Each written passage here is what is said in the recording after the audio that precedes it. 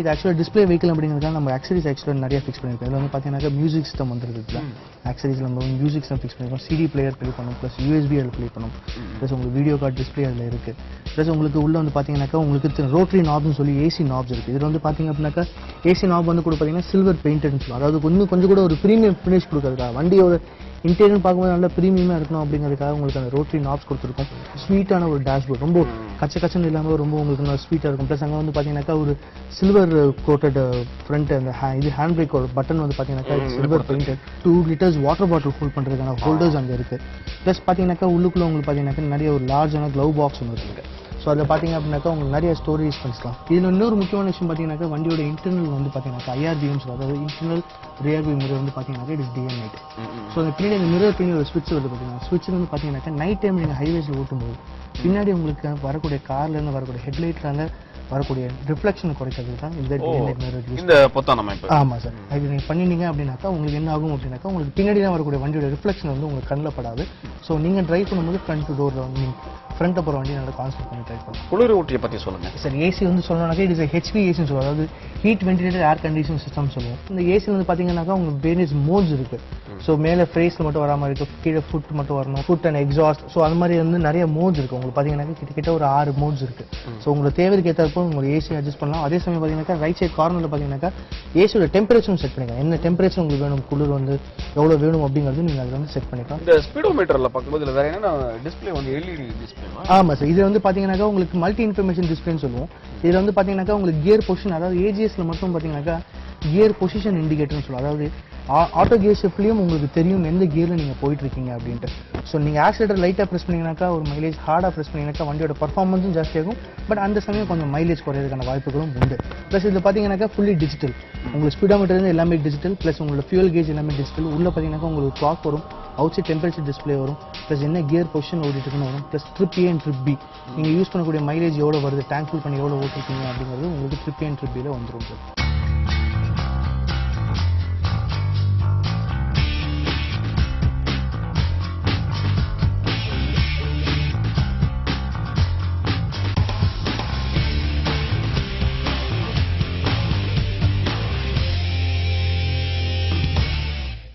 இப்போ நம்ம இந்த செல்லுகளோட உட்புறம் பத்தி பார்த்தோம். ஆமா. இதுக்கப்புறம் வந்து பின்புறம் பார்க்க போறோம்னு சொல்லிருந்தீங்க. ஆமா. இதுல என்னென்ன விஷயங்களை மேம்படுத்தி இருக்கீங்க? ஸோ இந்த வண்டியில பாத்தீங்க அப்படின்னாக்கா இந்த வண்டியோட ஸ்பெஷல் டிசைனே சொல்லி பாத்தீங்க அப்படின்னாக்கா இந்த ஒரு இன்டிகிரேட்டட் ரியர் ஸ்பாய்லர் தான் சார். இது வந்து பாத்தீங்கன்னாக்கா வண்டியோட ஹை மோட்டர் ஸ்டாப் லாம்ப்ஸ். அதாவது வண்டியில நீங்க ஹைவேஸ்ல நைட் டைம்ல டிரைவ் பண்ணும்போது பிரேக் அப்ளை பண்ணீங்கன்னாக்கா உங்க பின்னாடி வர வண்டியும் இல்லாம அதுக்கும் பின்னாடி வர வண்டிக்கு ஒரு இண்டிகேஷன், முன்னாடி போற வண்டி நிக்குது அப்படிங்கிற இண்டிகேஷன் கொடுக்குறது அந்த ஹை மோட்டர் ஸ்டாப் லாம்ப் சொல்லுவோம்.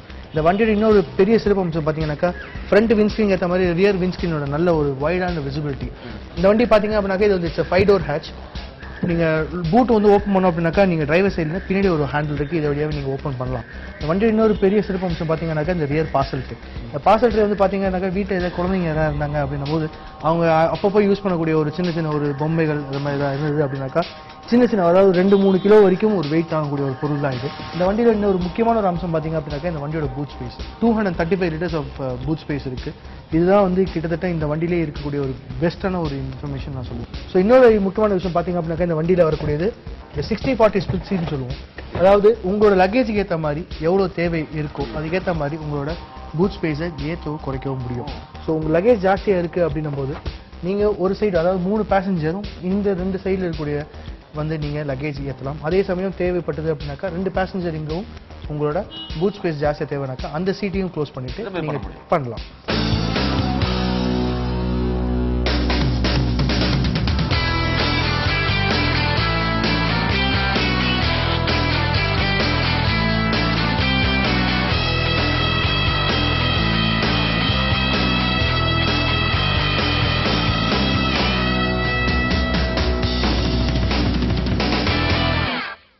விளக்குகளை பத்தி சொல்லுங்க, வடிவமைப்பு. ஸோ இந்த வண்டியோட ஒரு முக்கியமான அம்சம் பார்த்தீங்கன்னாக்கா உங்களோட ரியர் டெயில் லேம்ப் தான். இது வந்து it's called as multi reflected tail lamp. Brake apply பண்ணும்போது பார்த்தீங்க அப்படின்னாக்கா நல்ல ஒரு ரியர் அண்ட் ஸ்டாப் லைட்கான அது வார்னிங் லைட் வந்து நல்ல ஒரு பிரகாசமாக இருக்கும். ஸோ தட் உங்களுக்கு எனி டைம் ஆஃப் கிளைமேட், மார்னிங்காக இருக்கலாம், ஈவினிங்காக இருக்கலாம், லேட் நைட்டாக இருந்தாலும் உங்களுக்கு அந்த லைட்டோட வெளிச்சம் நல்லா இருக்கிறதால உங்களுக்கு கண்டிப்பாக உங்கள் வண்டிக்கு வந்து ஆல் டைம் சேஃப்டி.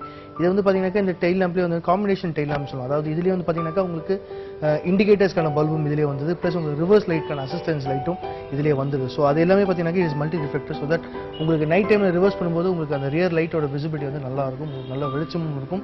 ஸோ வண்டிக்கான சேஃப்டியும் உங்களுக்கு கண்டிப்பாக இருக்கும். ஸோ இந்த வண்டியோட இன்னொரு முக்கியமான அம்சம் பார்த்தீங்க அப்படின்னாக்கா இந்த வண்டியோட ரியர் பம்பர் டிசைன் தான். இந்த ரியர் பம்பர் டிசைனை காப்பாற்றுக்காக தான் வந்து இந்த ரியர் பம்பர் மோல்டிங் போட்டிருக்கோம். இது எப்போ உங்களுக்கு ஹெல்ப் ஆகும் அப்படின்னு பார்த்தீங்க அப்படின்னாக்கா நம்ம சிட்டியில் ஓடக்கூடிய வண்டி வந்து பார்த்தீங்க அப்படின்னாக்கா பின்னாடி இருக்க டூ வீலர் தான் வந்து ரொம்ப பெரிய த்ரெட். ஸோ பம்பர் வந்து கெட்டு போகிறது உடையதுக்கான நம்ம ஒழுங்காக ஓட்டலாம், அவங்க ஒழுங்காக ஓட்டுவாங்களா அப்படிங்கிற நம்பிக்கை நமக்கு கிடையாது. ஸோ அந்த மாதிரி நேரத்தில் உங்களுக்கு சப்போஸ் ஏதாவது பைக் எனக்கு வந்து யாராவது இடிச்சாங்க அப்படின்னா கூட உங்களுக்கு பம்பர் கெட்டு போகாமல் இருக்கிறதுக்காக கொடுக்கப்பட்டது அந்த பம்பர் ப்ரொடக்ட்னு சொல்லுவோம். ஸோ இன்னொரு வந்து பார்த்தீங்கன்னாக்கா உங்கள் வண்டியோட ரியர் பூட் ஸ்பேஸ் நான் சொன்னேன் 235 லிட்டர்ஸ். இந்த பூட் ஸ்பேஸ்லேயே பார்த்தீங்க அப்படின்னாக்கா இன்டாக்டாக உங்களோட வண்டியோட spare wheel and tool kit எல்லாமே உங்களுக்கு இன்டாக்டாக வந்துடும். ஸோ அது கூட பார்த்தீங்கன்னாக்கா உங்களுக்கு வந்து இடம் வந்து கரெக்டாக இருக்கும். இதனால கூட உங்களுக்கு பூட் ஸ்பேஸ் வந்து கம்மியாகிறதுக்கான வாய்ப்புகளே கிடையாது. ஏன்னா அதுக்கு அந்த இடத்துல வச்சிடறாங்க. ஸோ இது வந்து நீங்கள் க்ளோஸ் பண்ணீங்க அப்படின்னும் போது வண்டி என்னதான் ஜோல்ட் எடுத்தாலும் என்ன பிரேக் மேடு பழத்தில் போனாலும் இதுக்கான உண்டான நாய்ஸ் கூட உங்களுக்கு வராது. ஸோ உங்களுக்கு உள்ள கேபின் வந்து நல்லா சைலண்டாக தான் இருக்கும் ஆல் டைம் சார்.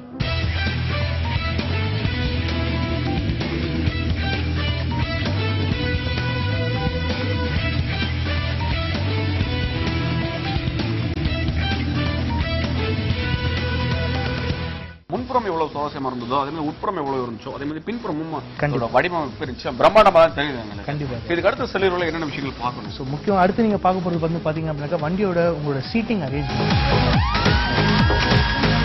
எப்படி இருக்கு, வண்டியோட உள்ள ஸ்பேஸ்.